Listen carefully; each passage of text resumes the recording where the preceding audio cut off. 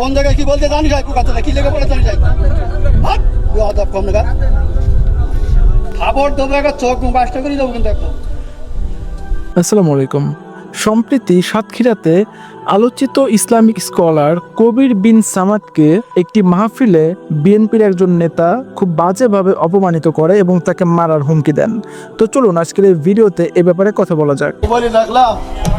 মোবাইলে দেখলাম যে 5 জনের 5 রকম মত এই নামাজে। আপনারা হুজুর আপনাদের পিছনে হাজার হাজার লোক নামাজ পড়ে, আপনাদের মধ্যে 12 রকম মত কেন?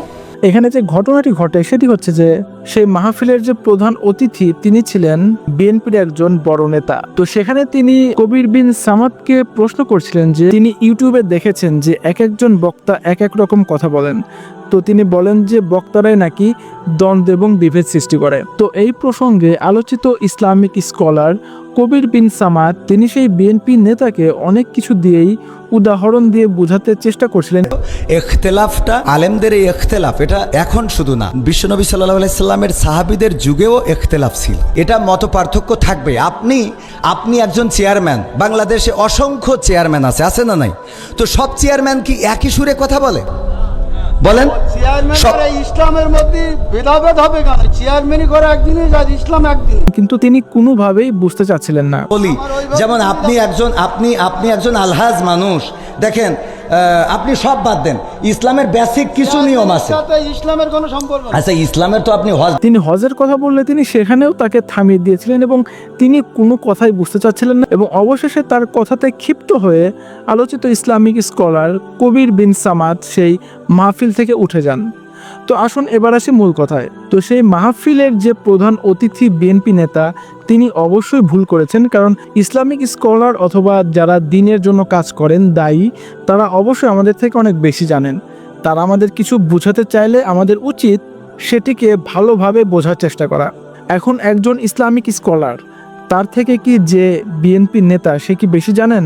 আমার তো মনে হয় না, কারণ যার যে পেশা, একজন ইসলামিক স্কলার একজন আলেম, তিনি অবশ্যই যে কোনো নেতার থেকে ইসলাম সম্বন্ধে ভালো বোঝেন, কারণ তিনি ইসলাম প্র্যাকটিস করেছেন এবং ইসলাম এবং দ্বীনকে একটি প্রাতিষ্ঠানিক ওয়েতে শিক্ষা গ্রহণ করেছেন। তো এখানে যে বিএনপি নেতা তাকে কোনো কথা বলতে দিচ্ছিলেন না, তিনি এমন ভাব করছিলেন যে তিনি সবই জানেন। আমি বলবো এটি সম্পূর্ণই তার ভুল একটি আচরণ এবং কোনো ইসলামিক স্কলার অথবা কোনো বক্তার সাথে এরকম আচরণ করা উচিত নয়।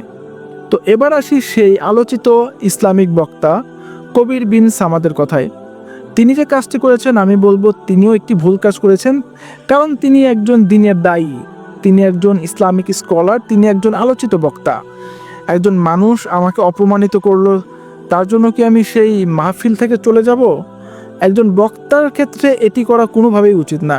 তার উচিত ছিল ধৈর্য ধরে সেই বিএনপি নেতাকে সম্পূর্ণ কনসেপ্টটিকে বুঝিয়ে বলা, কারণ একজন ইসলামিক স্কলার তিনি অবশ্যই মানুষকে দ্বীনের পথে ডাকবেন, মানুষকে বুঝাবেন।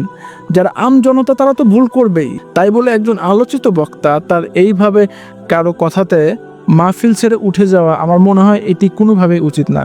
তো যাই হোক, এই ছিল মূল বিষয়। কিন্তু সেই মাহফিলের যে বক্তা তিনি কিন্তু সেই বিএনপি নেতার যে প্রশ্ন সেই প্রশ্নের উত্তরটি দেননি। তো চলুন এই প্রশ্নের উত্তরটি আমরা আব্দুল্লাহ জাহাঙ্গীর স্যারের থেকে নেওয়ার চেষ্টা করব। 2 নম্বর কথা হলো, ভাই আমরা জানি আপনারা ঝগড়া করেন। একজন বলছে আনাফিদের নামাজই হয় না, ও হাদিস মতো না। বলেন যে কেন ভাই? আমরা যে আল্লাহু আকবার বলি, আমরা নামাজে দাঁড়াই না? কেবলামুখী হয়ে দাঁড়াই না উত্তরমুখী হয়ে দাঁড়াই? কেবলামুখী হয়ে দাঁড়াই, এটা হাদিস মতো না? হাদিস মতো না রামায়ণ মতো? এই যে হাতগুলো তুলি হাদিস মতো না? আল্লাহু আকবার বলি সই হাদিস মতো না? সুবহানাকাল্লাহ বলি সই হাদিস মতো না? সূরা ফাতিহা পড়ি সই হাদিস মতো না? শুধু 8টা মাসলা বা 9-10টা মাসলা আছে নামাজে। নামাজের ভিতরে প্রায় 1000 মাসলা আছে, 1000 সুন্নত আছে। এর ভিতরে মাত্র 10-12টা বা 8-10টা মাসলায় ইখতিলাফ আছে। আর ইখতিলাফের সবগুলো বিষয় একটা বাদে মুস্তাহাব। হাত বুকে বাঁধবেন না নাভি বাঁধবেন, কোনো জরুরি মসলা না। রফাদাইন করবেন 1বার না 3বার না 4বার, মুস্তাহাব মাসলা, কেউ ফরজ ওয়াজিব বলিনি। এরপরে মনে করেন সেজদায় যাওয়ার সময় আগে হাত দেবেন না আগে কান দেবেন না আগে মাথা দেবেন, এটা মুস্তাহাব মাসলা, কোনো ফরজ ওয়াজিব মাসলা না। তো এই রকম শুধু সূরা ফাতিহা পড়া এটা ফরজ ওয়াজিব মাসলা এবং এতেও উভয় পক্ষের হাদিস আছে।